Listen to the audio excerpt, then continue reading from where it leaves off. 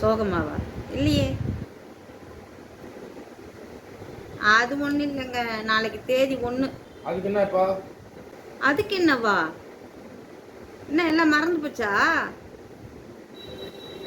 சொல்லட்டுமா?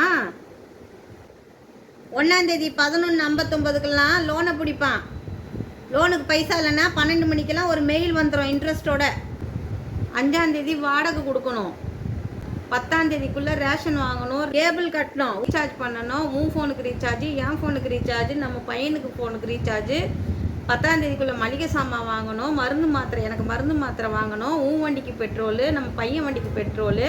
15ஆந்தேதிக்குள்ளே current bill கட்டணும், அவனுடைய காலேஜ் ஃபீஸ் கட்டணும், அது இல்லாமல் கிளாஸ் ஃபீஸ் கட்டணும்.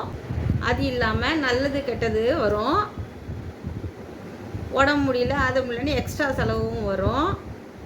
சரின்னு யோசிச்சுட்டு நான் திரும்பி கேலண்டரை பார்த்தா இது அக்டோபர் 1. 2ஆந்தேதியே மாலி அமாவாசை வருது. அதுக்கு உங்கள் அப்பா அம்மாவுக்கு திதி கொடுத்து படையல் போடணும். உங்கள் பாட்டிக்கு 5ஆந்தேதி திதி வருது, மாத திதி வருது, அவங்களுக்கு இலை போடணும். 11ஆந்தேதி ஆயுத பூஜை வேற வருது.